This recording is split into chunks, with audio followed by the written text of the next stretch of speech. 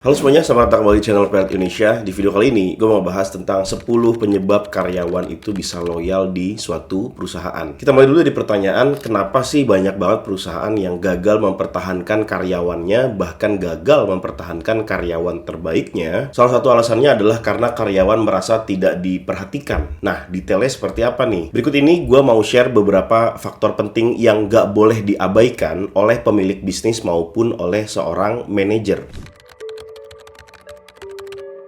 Ini udah jelas ya, gaji yang kompetitif adalah motivator utama. Ketika karyawan merasa bahwa usaha mereka dihargai secara finansial, mereka akan cenderung lebih loyal. Jangan sampai karyawan nanti merasa seperti bekerja hanya untuk bertahan hidup ya. Jika memungkinkan, berikan insentif tambahan seperti bonus kinerja atau tunjangan ekstra. Setiap orang ingin merasa berkembang. Dengan adanya bimbingan dari pemimpin atau senior, karyawan akan merasa dihargai dan disupport ya, atau didukung gitu. Mentor di sini bukan hanya soal teknis doang ya, tapi juga soal bagaimana membangun hubungan dan memberikan inspirasi untuk timnya. Ketika ada bimbingan, karyawan akan merasa bahwa perusahaan ini sebenarnya peduli pada perkembangan karir mereka.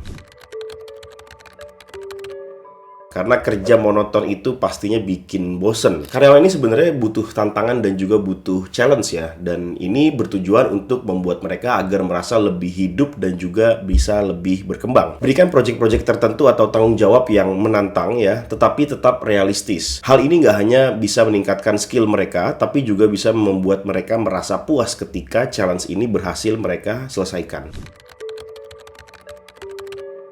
Nggak ada satupun karyawan yang mau stagnan dalam karirnya ya, gitu-gitu aja, itu nggak ada yang mau. Jika ada karyawan yang menunjukkan performa luar biasa, pastikan mereka mendapatkan apresiasi berupa promosi. Jadi promosi ini maksudnya kenaikan jabatan lah. Tapi ini juga bukan soal naik jabatan, karena kalau naik jabatan itu sebenarnya bukan soal naik jabatannya aja, tapi juga soal pengakuan atas usaha dan kerja keras mereka selama bekerja. Karyawan akan selalu merasa dihargai jika mereka dilibatkan dalam berbagai pengambilan keputusan atau diskusi-diskusi penting ya. Libatkan mereka dalam brainstorming, kemudian biarkan mereka memberikan ide dan tunjukkan bahwa pendapat mereka itu berarti untuk perusahaan. Meskipun nggak harus semua pendapat itu disetujui, tapi paling tidak perusahaan itu harus bisa mewadahi berbagai saran, pendapat, ide dari karyawannya dan seminimal-minimalnya itu dipertimbangkan lah gitu ya.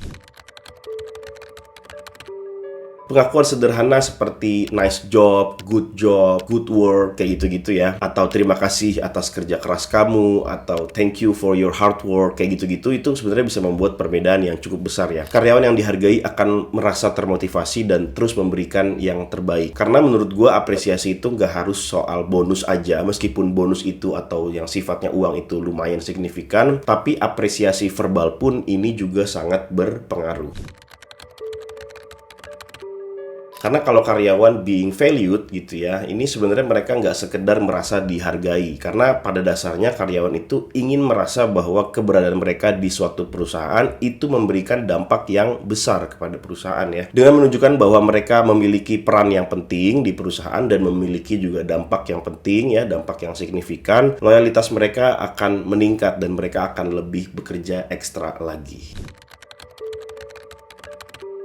Bekerja untuk satu tujuan yang lebih besar dari sekedar keuntungan finansial, ini bisa jadi motivasi yang luar biasa ya bagi karyawannya ya. Kenapa? Karena jika perusahaan itu punya visi yang jelas dan karyawannya merasa terhubung atau merasa connected gitu ya dengan visi tersebut, maka mereka akan lebih bersemangat lagi untuk berkontribusi. Jadi sometimes visi dan misi dari perusahaan ini perlu digaungkan dan perlu jelas ya untuk para karyawannya, supaya karyawan ini benar-benar memahami sebenarnya apa sih yang mereka kerjain di sini dan apa tujuan yang mau dicapai oleh perusahaan. Dan jika ini terjadi secara kontinu ya, karyawan selalu terpapar dengan informasi visi dan misi ini, maka karyawan akan selalu merasa terikat dengan visi misi tersebut dan memahaminya, sehingga pada saat mereka melaksanakan pekerjaan, mereka akan lebih baik lagi dalam melaksanakan pekerjaan-pekerjaannya.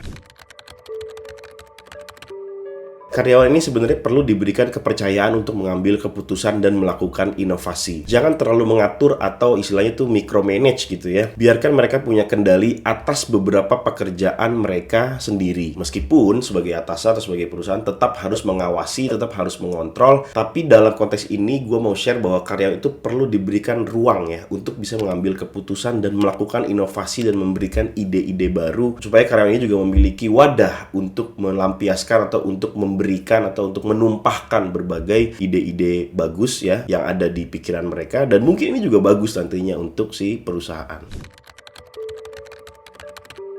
Kepercayaan adalah dasar dari hubungan yang sehat ya, termasuk juga dalam konteks hubungan kerja gini. Jika karyawan merasa dipercaya oleh manajernya atau oleh atasan mereka, maka mereka akan lebih nyaman dan lebih termotivasi untuk memberikan yang terbaik. Jangan ragukan kemampuan mereka tanpa alasan yang jelas, apalagi alasan yang sifatnya itu subjektif. Dan gue selalu berprinsip, jika kita punya karyawan atau kalian punya tim ya, pastikan kalian memberikan kepercayaan yang sebesar-besarnya untuk karyawan kalian, tapi diiringi juga dengan alat ukur yang jelas, apakah karyawan ini bisa dipercaya atau enggak. Jadi ini sifatnya ya dinamis ya. Kalian memberikan kepercayaan, kemudian kepercayaan yang dikasih itu diukur dengan alat ukur yang jelas, dan nanti ada resultnya seperti apa, dan itu ya berlanjut terus gitu.